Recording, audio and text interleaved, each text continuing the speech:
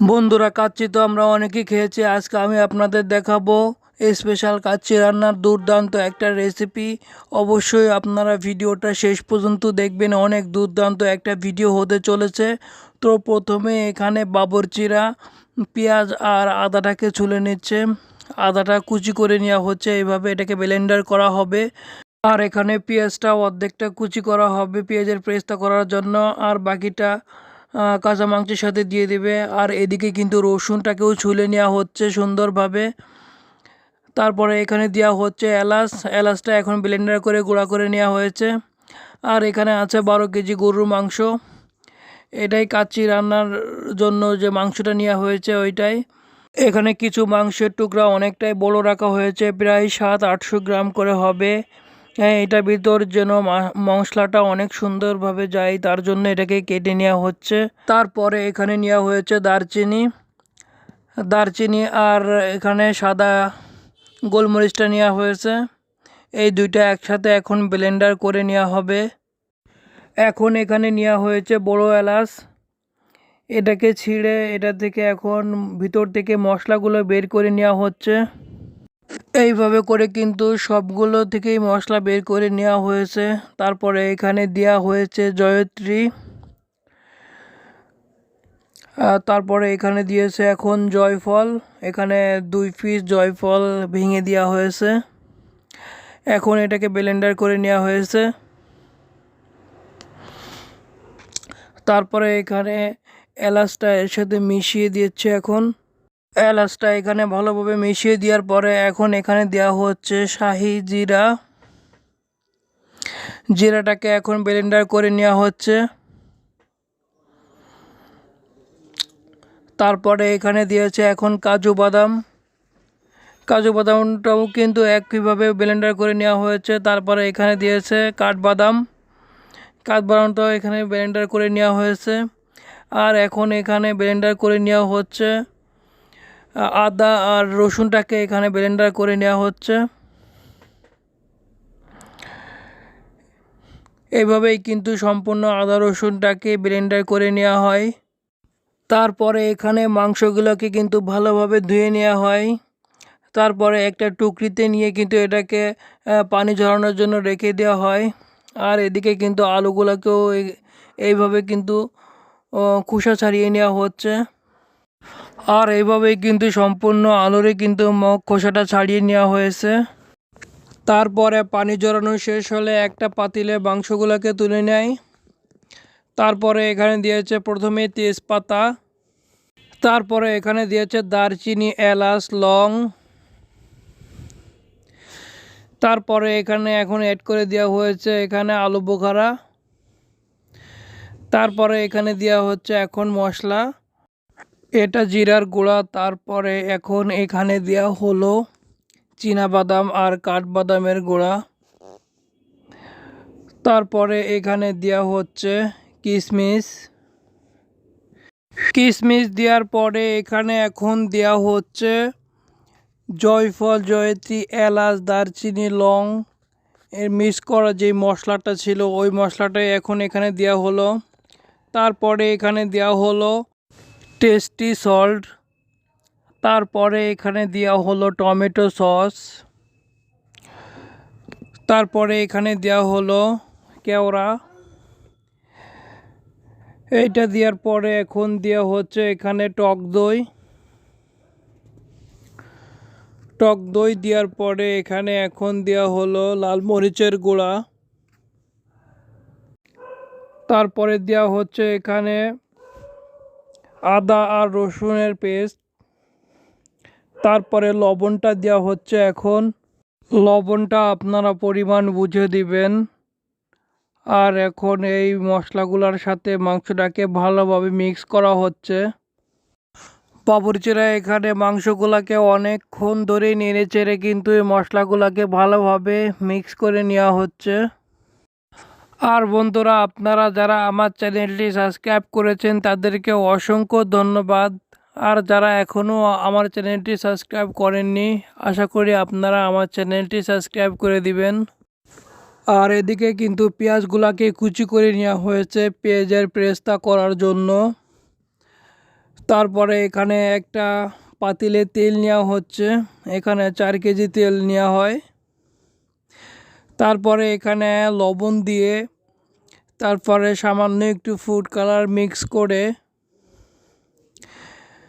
এটাকে ভালোভাবে মিশিয়ে নেওয়া হচ্ছে এখন।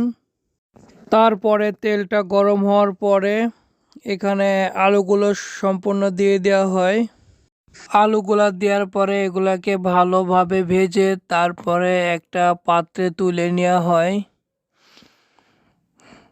অনেক সুন্দরভাবে ভেজে নেওয়া হয়েছে এটাকে। তারপরে এখন এখানে দিয়ে দেওয়া হয় পেঁয়াজ।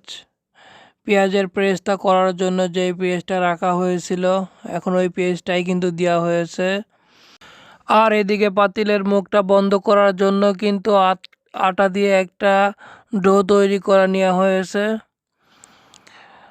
এদিকে কিন্তু মাংসটাকে আবার কিন্তু উল্টিয়ে ভালোভাবে নেড়েচেড়ে দেয়। তারপরে এখানে একটু ফুড কালার ব্যবহার করা হয়। তারপরে এখানে দেওয়া হয় গুঁড়া দুধ।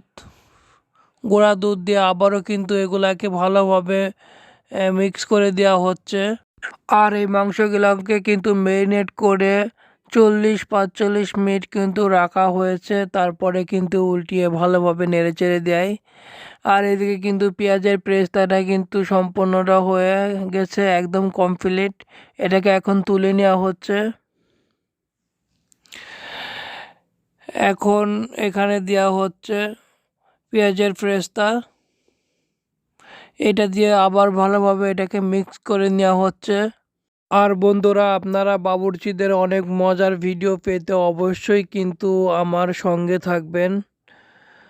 আর এখন এখানে পেঁয়াজের পেস্তা করার যেই তেলটা ছিল এটা সম্পূর্ণটাই এখন মাংসের ভিতরে দিয়ে দেওয়া হলো। এখানে 4 কেজি পরিমাণ তেল ছিল, সম্পূর্ণটাই এখানে দিয়ে দেওয়া হলো। দিয়ে ভালোভাবে মিক্স করে নেওয়া হচ্ছে।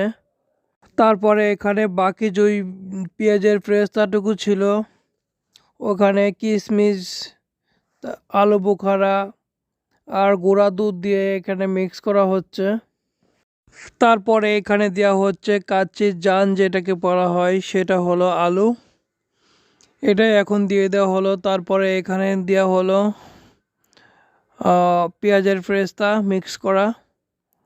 তারপরে এখানে ঘি দেওয়া হচ্ছে।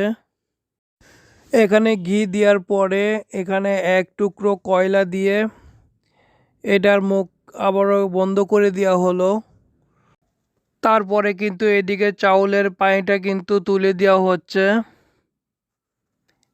এখানে 1 কেজি চাউলে কিন্তু বাবুর্চিরা 1.5 কেজি পানি ব্যবহার করে। আর এখানে যে চাউলটা ব্যবহার করা হবে সেটা চিনি গুঁড়া চাউল। আর এখানে লবণটা দিয়ে দেওয়া হলো। তারপরে কিছু মশলা দিয়ে দেওয়া হলো।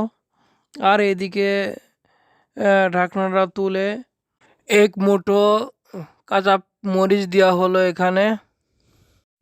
আর বন্ধুরা, এখানে কিন্তু দক্ষ বাবুর্চিদের দ্বারা সকল ধরনের রান্না বান্না করা হয়। যে কোনো প্রয়োজনে অবশ্যই কিন্তু আপনারা আমাকে কমেন্ট করে জানাবেন, আমি আপনাদের যোগাযোগ করিয়ে দেব বাবুর্চিদের সাথে। আর এদিকে কিন্তু আটাটা লাগিয়ে নেওয়া হচ্ছে পাতিলার ঢাকনা বন্ধ করার জন্য। এদিকে কিন্তু চাউলটাকে সেদ্ধ করার জন্য পানিটা গরম করা হচ্ছে। পানিটা যখন গরম হয়ে যাবে তখনই কিন্তু চাউলটা এখানে দেওয়া হবে। তার 3-4 মিনিট পরে এটাকে তুলে নেওয়া হবে।